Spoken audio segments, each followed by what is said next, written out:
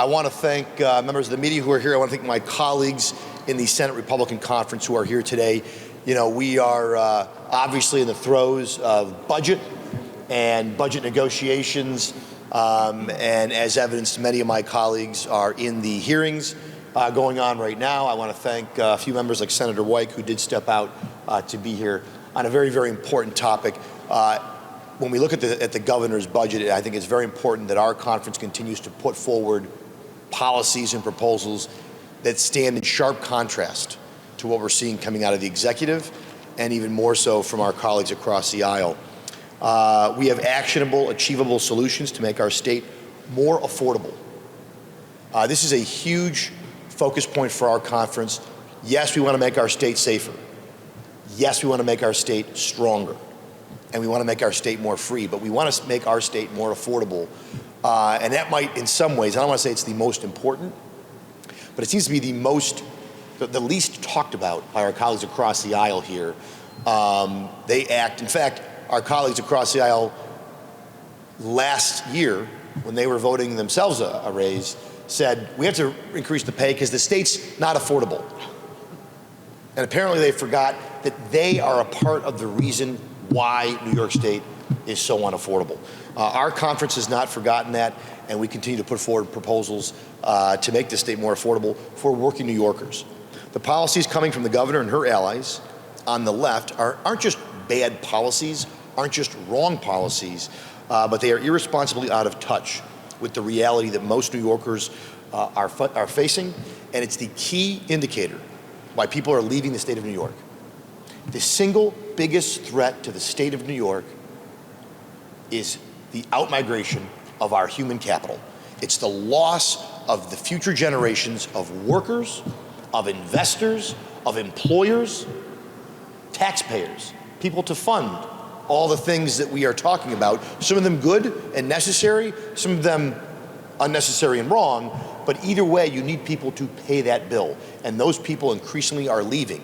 They're leaving for better opportunities, they're leaving for states that have all the things we're talking about. Some of the executive budget proposals that Governor Hochul has put forward that would exacerbate New York State's unaffordability: eliminating the enhanced Medicaid payments to local governments, which would create enormous pressure to increase local property taxes. This is going to have an absolutely horrendous impact. It's going to blow holes in almost every county budget out there. And I'm not hearing enough about this from some of our county executives, particularly the Democratic side of the aisle. I know other county executives like County Executive Bruce Blakeman and others have been hammering away at this. County legislators, I know I've heard from, this is going to be a real problem, and this will increase, or this will result in, if it goes through, either cuts in local services or increase in property taxes. Increasing unemployment insurance taxes on already struggling small businesses and farms. You're going to hear from Senator Borrello on that, our ranker on ag, and someone who knows about the impact and the increases on small business from the unemployment insurance fund as it is. Further increasing payroll taxes in the MTA region. This one has to be, I can't believe that we're going to talk about further increasing MTA payroll taxes. The MTA has more money and continues to mismanage it. Does anyone actually think that that's the issue, that it's about pure dollars? No, of course not. I can tell you that the idea that businesses in that region, and not just businesses, employees, because that's who ends up paying it, it comes out of their paycheck, more money going to a completely mismanaged, financially unaccountable organization like the MTA. Siphoning off hundreds of millions of dollars in state money into New York City to pay for the settlement of illegal immigrants. I know the mayor is here today to talk about that issue. And I want people to understand, while hundreds of thousands of middle-class families are struggling to afford everyday necessities, the Democrats, led by Governor Hochul, are prioritizing $300 million for individuals who are not citizens of the United States. I think about homeless veterans who have fought for this country, who represent every ethnicity, every background, every gender, but we're not even talking about that. Our conference, myself and Senator Ashby and others, have called for the doubling of the Dwyer program, but you don't hear my colleagues talk about that on the other side at all. Instead, we're talking about more money from hardworking tax-paying New Yorkers to people who are here illegally. While seniors on fixed incomes worry about their heating bills, they're moving to ban fossil fuel hookups to new and existing buildings and drive utility costs up even further. In contrast to our conference, which you're going to hear from, we want to put money back into the pockets of taxpayers and make our state affordable once again, as families continue to struggle with rising costs due to record high inflation. Eliminate costly unfunded mandates that drive up local property taxes. Protect businesses from unemployment insurance tax hikes by creating an unemployment insurance solvency reserve fund. And repealing the interest assessment surcharge, which is the assessment on businesses to pay back the UI trust fund's deficit, which the state of New York could do something about, like 33 other states have, and yet we have not. Repealing congestion pricing, which is a tax on people, the few people who are going into the city of New York to go back to work. This is a tax on those folks. Providing relief from heating costs geared toward middle-class families. These are only a few of key solutions that will help make New York more affordable, and my colleagues here today will outline and go into more specifics on some of these proposals. At this time, I want to call up someone who is a small business owner, who is our ranker on the Agriculture Committee, and he has spoken on these issues both from a personal standpoint, meaning personal knowledge standpoint, and as an advocate both for small business and for our farms, and that is Senator George Borrello. Get him, George. Thank you, Leader. First of all, thank you, Leader. Thank you for doing this, and thank you for being a voice for the people that have lost their voice here in Albany, and that's the small business owners. You know, imagine, I know everyone has known someone that has experienced a fraud. You know, a criminal, a cyber criminal has gotten your information and they've drained your account, you're bouncing checks. But imagine here in New York State, it's not a cyber criminal from Russia or China, it's New York State government that has done this to you. The unemployment insurance fund has been in a huge deficit, a multi-billion-dollar deficit. And as a business owner, every business owner in New York State, small business, farmer, we get bills. The bill says, your account has been drained and you owe more money. And they send us a bill, and another bill, and another bill. All these bills to cover bad policy out of Albany. That's what all these bills are. I have the pleasure of having to get these bills handed to me from my wife, who manages our business, so she can tell us what a horrible job. Criminal negligence, in my opinion, on the Department of Labor and the governor and the previous governor. And why? Because when the chips were down, when businesses needed you the most, you did nothing to fill the $11 billion gap in the unemployment insurance fund. And that's not just me talking, that's Tom DiNapoli, our comptroller, who said not only was there fraud, huge fraud, that the Department of Labor didn't even cooperate in their investigation to determine how much fraud took place. So we get more bills like this. Every small business owner, every business owner in New York State, every farmer is now paying the maximum rate. According to NFIB, $200 per employee, every employee in New York State, because of the mismanagement of this fund. Now, people want to say, well, it was COVID, and COVID caused this problem. And certainly that was a part of it. But the real issue was New York State's handling of its aging and failing unemployment insurance fund, and the fact that we encouraged fraud here in New York State. Talk to any employer, tell them what happened. My wife struggled to hire employees as she watched the unemployment claims stack up on her desks. Her and so many other employees called the Department of Labor and said, I'm desperate for employees. You should not give this person their claim, and they got paid anyway. Millions and millions of people across New York State. And then along with that, people that actually weren't New Yorkers, weren't employed in New York. Countless people, $11 billion in fraud.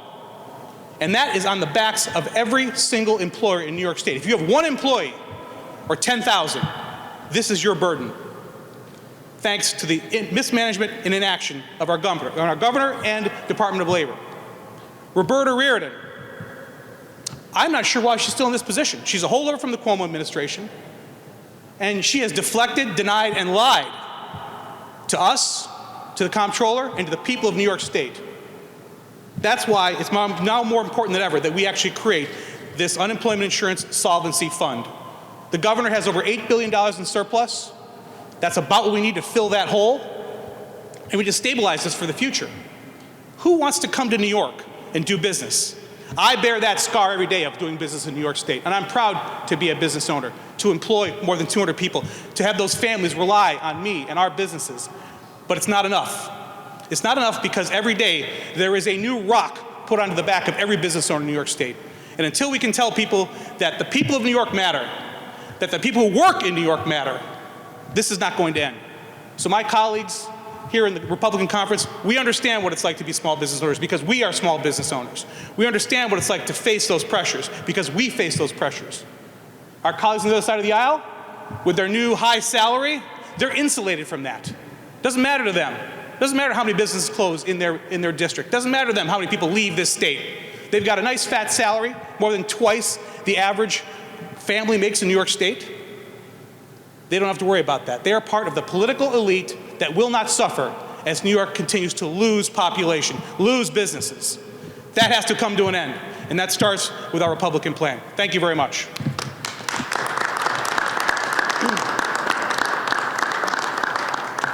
So there's some important personal information. Yes, I don't want that's you true. to. You got a foil it, Zach.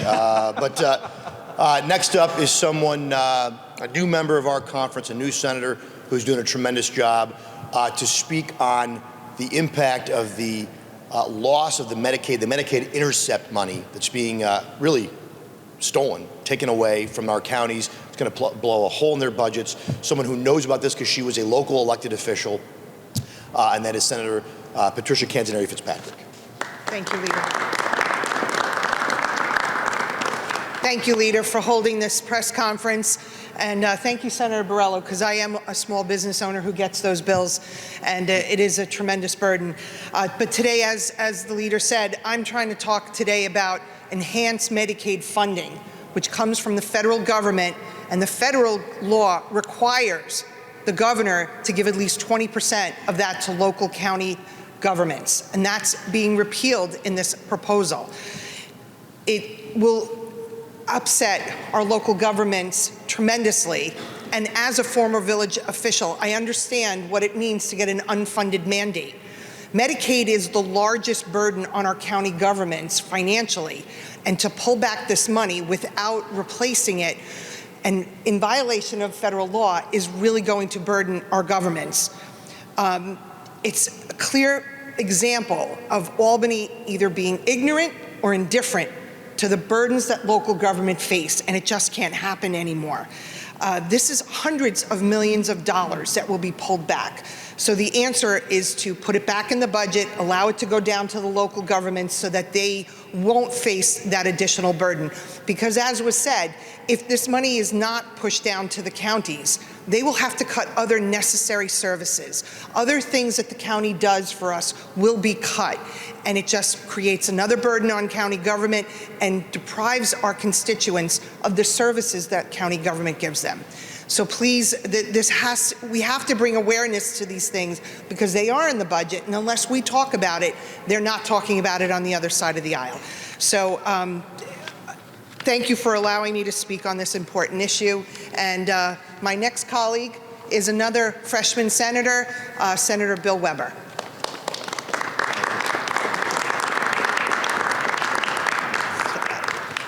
Thank you, Senator, and thank you, Leader Ord, for putting this event together today.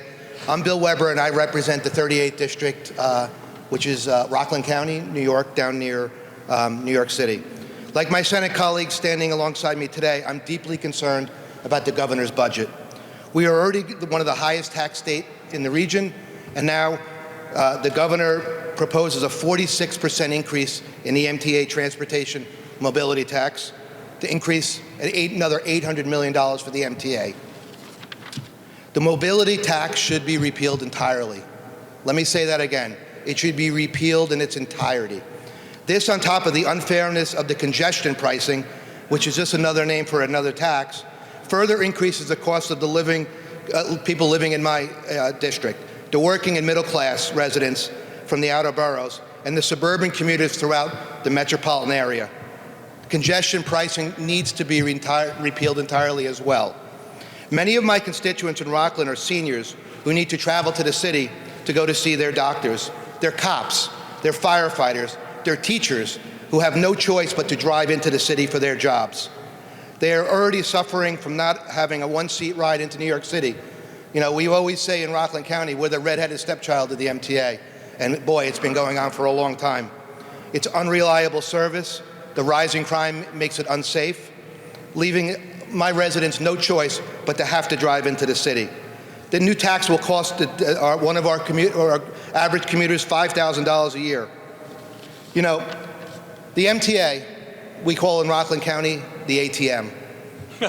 Just twist a couple of the letters around, and it fits that. And it's been like that for generations. It's something that, as a CPA, and my colleague Patricia is also a CPA. We're one of, I think, only 2 CPAs in the Senate right now. We'd like to do a deep dive. We need to do a deep dive of the MTA and audit from the top down, because just continuing to throw money at the problem, sticking our taxpayers with additional taxes every year, and then next year the MTA will say, well, we need more and more money to fund their bad financial practices of the past. So I'm here to say we need to have a top-down review of the MTA. We need to get rid of the MTA mobility tax. We need to get rid of MTA congestion pricing and really do a deep dive on that department.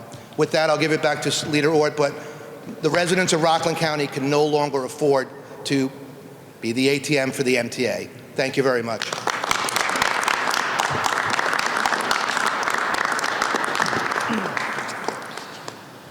Well, I want to thank Senator Weber. I want to thank Senator Patricia Canzaneri Fitzpatrick, and I want to thank Senator Borrello. I do want to say we are certainly, our thoughts are with those who have been injured in Brooklyn. I don't have all the details. Some of you might have actually more details than me, as you are able to check your phones and get these updates. I know that there have been people that have severely injured, possibly killed in a vehicle rampage in New York City. And your hearts are with, and your thoughts are with those who are impacted, their families, the first responders who no doubt are on the scene and dealing with this. And we'll await further details as to the scope, whether it was an individual or if it was part of a larger effort. That remains to be seen. But with that, I want to thank my colleagues. Again, as we talk about affordability, I've said this before, and I really believe this.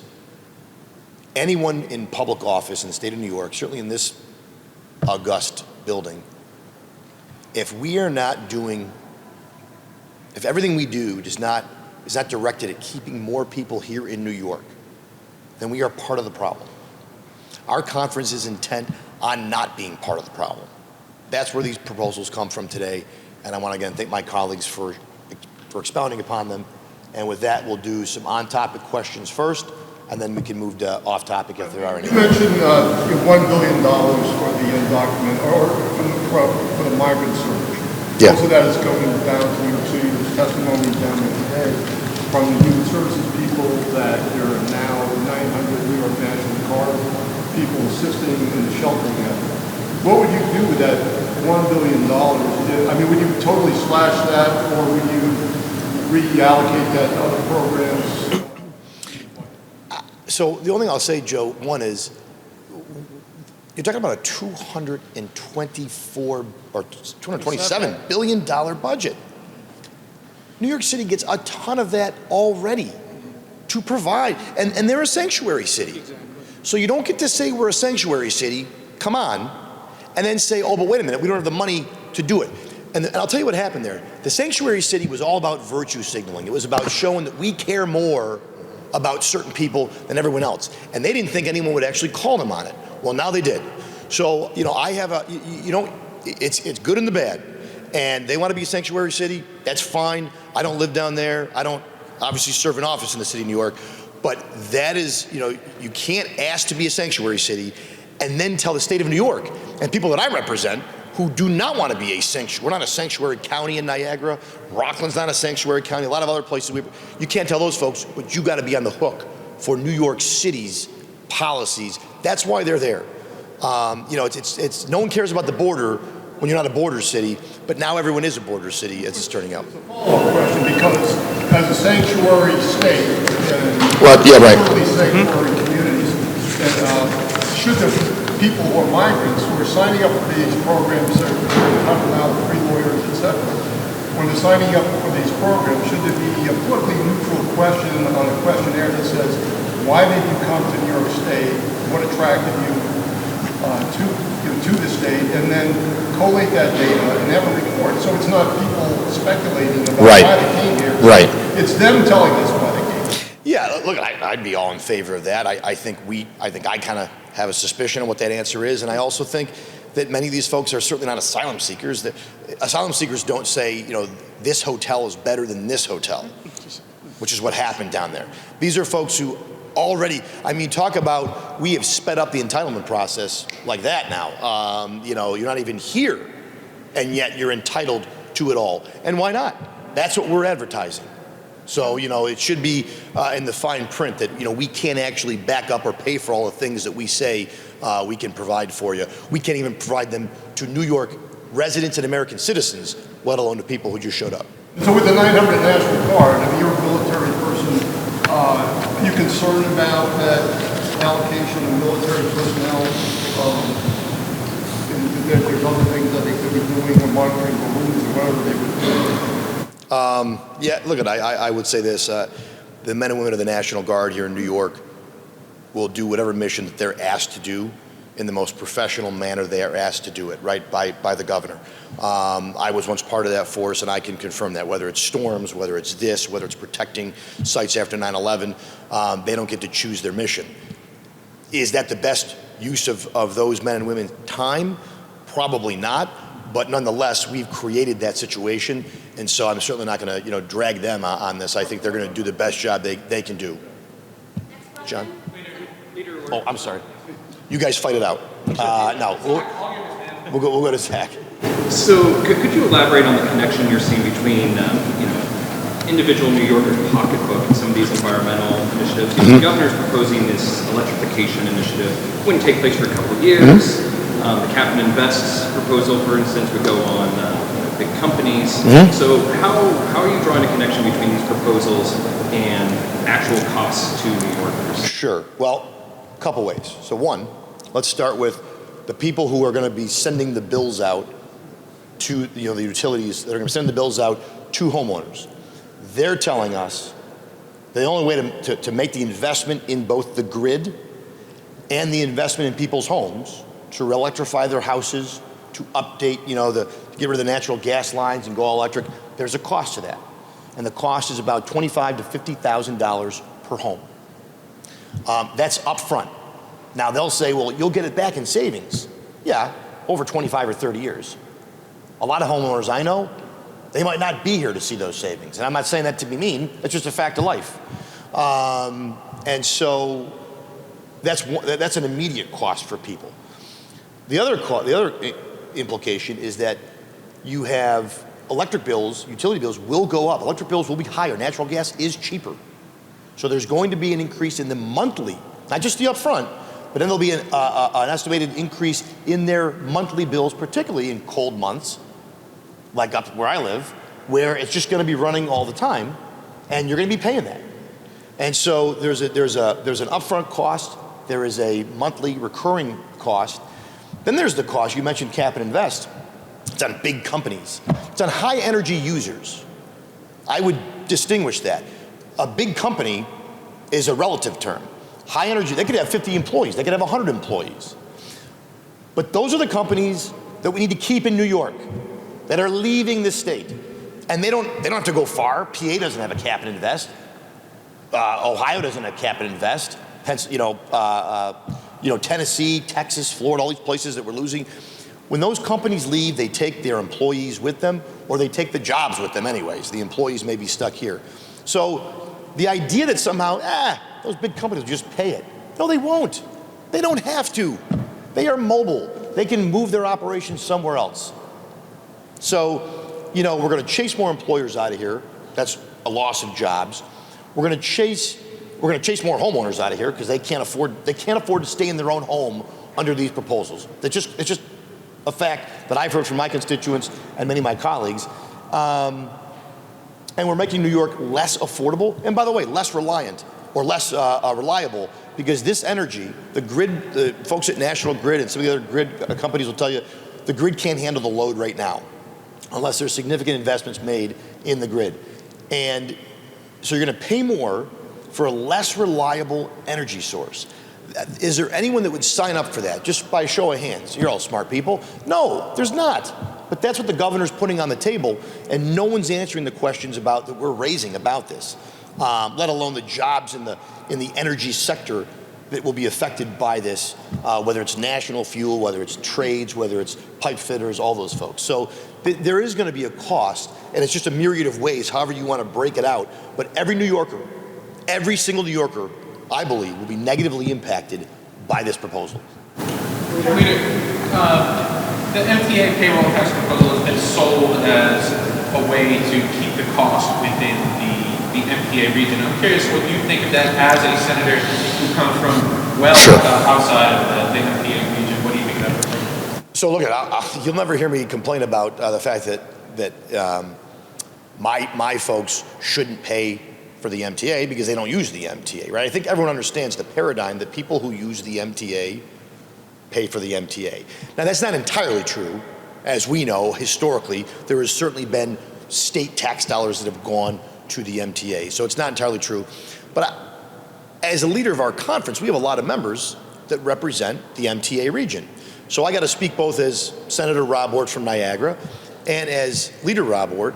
And when I travel down and I look at the MTA's balance sheets over every year I've been here, we were having this conversation. The MTA needs more money. The MTA needs more money. Ridership is down. So, okay, well, why is ridership down? Well, COVID. Okay, that might be half the problem. But the other problem is no one's going back to work in the city. There's still about, I think, half vacancy or half occupancy in the city. Well, why is that? Well, companies aren't making people come back to work. That's certainly their prerogative. It's also not safe. Now, why is it not safe? I would argue some of the policies advocated by my colleagues across the aisle have contributed. Maybe not caused every crime, but it certainly hasn't made it a safer place. It hasn't made the subway a safer place.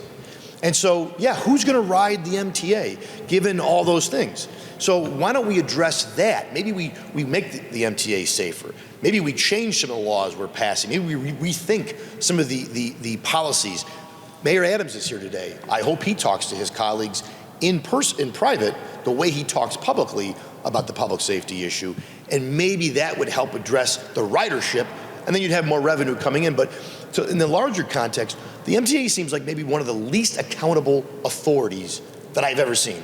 There's no accountability. There's no one's ever held accountable for its failings or for the fact that there's just not enough money that we can seem to send there to fix the problem. So I think at some point, when you're talking about this kind of dollars, I think you have to answer some tough questions before it just happens.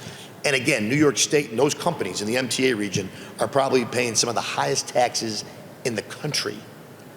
Any other questions? Your child care is a big part of affordability. What is the conference looking at as priorities to address child care debtors and child care workers leaving the workforce? So our conference certainly on this issue, I think understands as well as anybody the challenges of child care and providing, whether it's funding, whether it's incentives, whether it's credits to allow people basically to afford child care and go to work. Because that's really the issue, right? You got two-parent households, sometimes one-parent household, they're definitely working. And child care is a cost that I think either causes people to stay home and not seek out a career or that job, or it's a cost that completely wipes out whatever salary or whatever income they're making. So this conference certainly supports, the governor does have some child care proposals in the budget, which I think were good. And I want to be clear, whether it's child care, mental health, there's some good policy investments in this. I don't want to make it sound like the whole thing is terrible, because it's not. And we recognize that there are other costs that are legit that our conference needs to be supportive of and that New Yorkers are struggling with. But again, I would tell you that the money we're giving to those who aren't even here legally probably could go to make those child care credits and those child care credits even more lucrative and more beneficial to more people. On the undocumented worker fund, Leader. Well, I'll go to Karen before I. Another topic? Yes, yes. A lawsuit that was filed by about the wanting to have a full. Yeah. Are you working with Senator Michael on that? Sure. So I will certainly allow Senator Palumbo to speak to this as well, since he is the litigant. But he made me aware.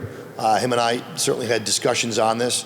I can tell you there was no coordination with the governor, and there's been conversations previous to this with the governor at various points in this process.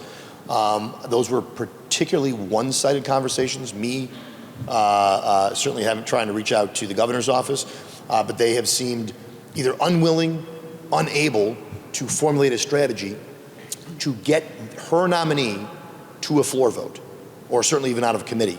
Obviously, the Democrats stacked the committee to prevent Judge LaSalle from getting out. I think that's pretty obvious then. It's obvious now. But this conference has said pretty much one thing the whole time. We believe Judge LaSalle should get a full Senate vote.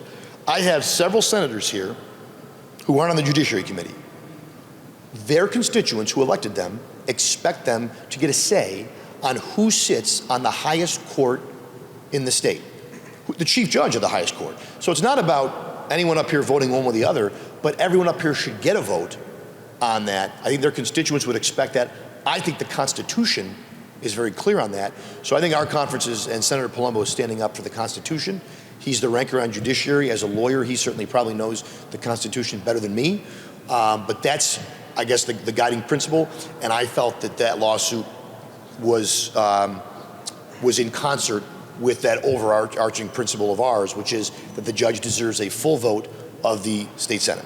Members of your conference vote for him if we were successful in court? I'm not going to commit to any votes as far as members, Karen. I understand the question, but I couldn't even tell you how members. I'm sure there are some members who would like to vote for Judge LaSalle. I'm sure there are some members who have questions for Judge LaSalle, and I'm sure there are other members who may not. So we probably have all categories right there. But I don't know if Senator Palumbo wants to add anything to what I said. I think you covered it beautifully, Dave. Thanks, I covered it beautifully.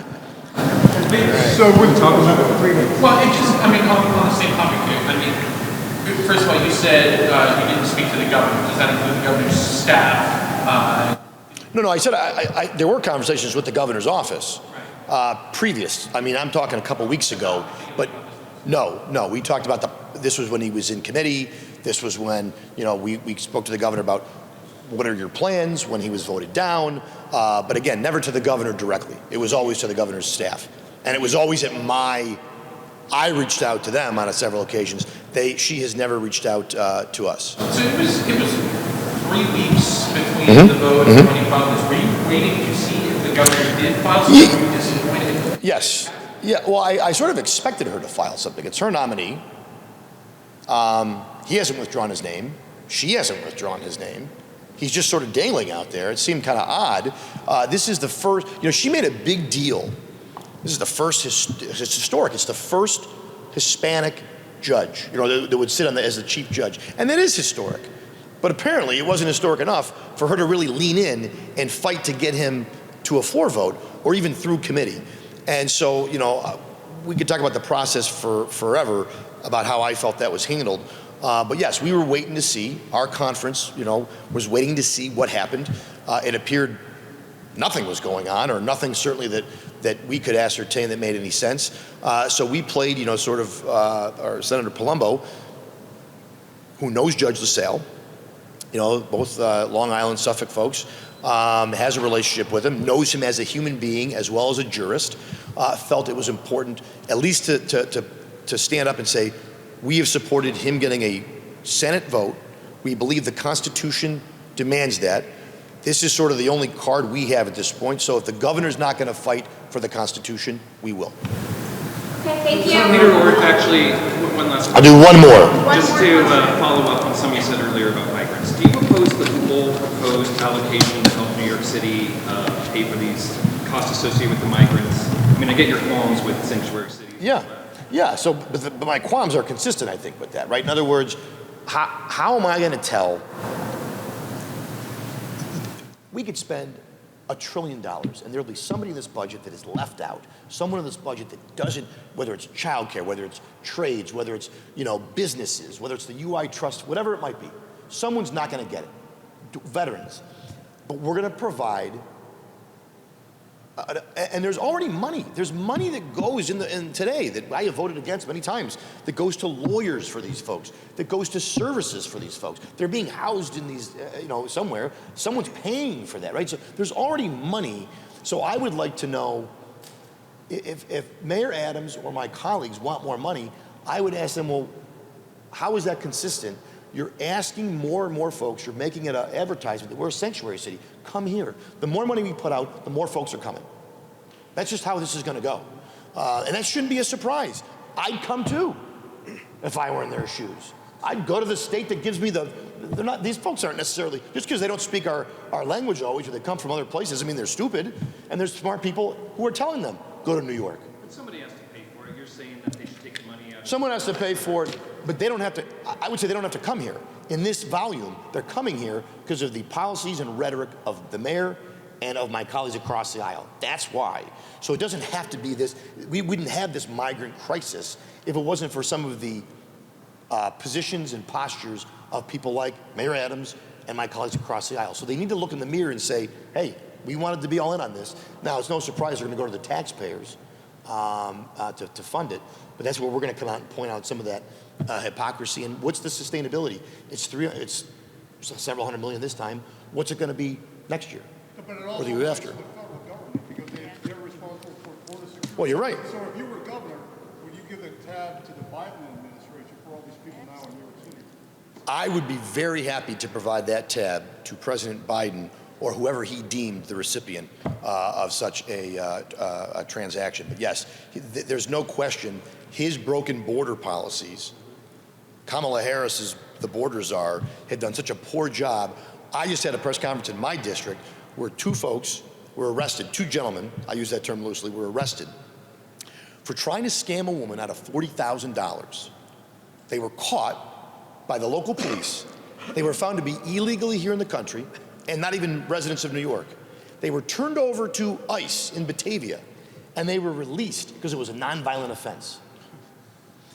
And because of our great bail laws, they were bail ineligible.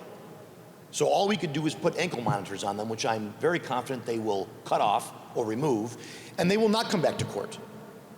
And this was what passes for criminal justice today in New York and in this country, when neither level of government, the federal government or the state government, was able to hold two illegal aliens who their first act in this country was to try to rip off a hardworking taxpayer in the state of New York.